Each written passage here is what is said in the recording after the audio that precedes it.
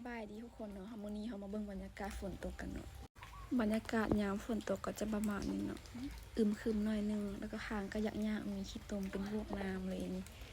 บรรยากาศบ้านนาก็จะประมาณนี้เนาะบ้านเฮาก็ติดบ้านสวนไปเลยแล้วก็มาเบิ่งน้องแดงแล้วก็น้องครีมแล้วก็น้องอัดมาไหมแล้วก็เบิ่งน้องดำน้องดำกำลังนอน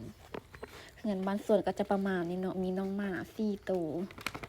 มาเบิ่งดูเนาะมาแล้วก็มาเบิ่งบรรยากาศบ้านข้างหลังบ้านจะเป็นหนองปลาเนาะฝนหากระตุกห้วยเนาะมันก็คืมน้อยนึงแล้วก็มาเบิ่งบรรยากาศอยู่ให้นาเนาะถึงบ่ได้ออกไปฝนตกหลายแห่งช่วงนี้นะเบิ่งบรรยากาศฝนตกแล้วเข้ากำลังงามเลยเขียวอันเมื่อก่อนยังดินยังแห้งอยู่มันมีฝนตกลงมาแล้วนาก็เขียวเลยแต่ว่าคันฝนตกแล้วหางยากเลยตกบุดมือบุดคืนแต่หางยากหน่อยนึงตกบุดมือเลยมื้อนี้นะฝนฝอยเลยบรรยากาศเนาะมาเบิ่งบรรยากาศเฮาก็เบิ่งบรรยากาศเนาะบรรยากาศกำลังดีแล้วเฮาก็มาเบิ่งมักยมเนาะมักยมนั้นเป็นตลอดปีเลยเป็นตลอดแต่บ่มีให้กินมันล้นทิ่มละลานี่เป็นหลายกว่านี่ล้นทิ่มเลยเป็นตลอดเลยบักหนุ่มอยู่หน้าบ้านนะเป็นจัดเซฟแต่ก็บ่ค่อยได้กินเนาะบ่ค่อยมักบักหนุ่มปานนั้นจะว่าล้นทิ่มเลยอันมาเบิ่งบรรยากาศเนาะต้นไม้ใบหญ้ากำลังเขียว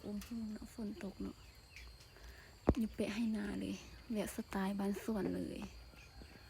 เข้าในนาก็งามบ่ได้ใส่ปุ๋ยเลยเด้เอาเบิ่งบรรยากาศเบิ่งน้องอัดอีกเนาะอัดกี้นะฮักมาจับมือมาไว้มาไว้ครีมน้องครีมน้องแดงเป็นตาฮักเป็นตาเห็นน้องดำมักซูซีได้เห็นนะมึงไหมดื้อเจ้านี้เอาไว้ลูกอัดครีมแดง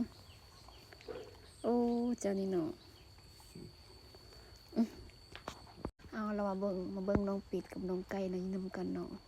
ตะกี้ไก่หลายกับปิดกันหลายคือกันมันตาย5เบิดแล้วมันตายเบิดมันติดทะยาแล้วก็ตายเบิดแล้ว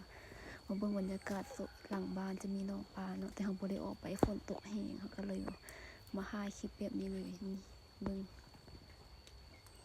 แต่ก็ห้วยน้อยนึงละมาอีกไว้ลูกน้องแดงจะเป็นโอเอได้เจ้านะเบิ่งดูขาว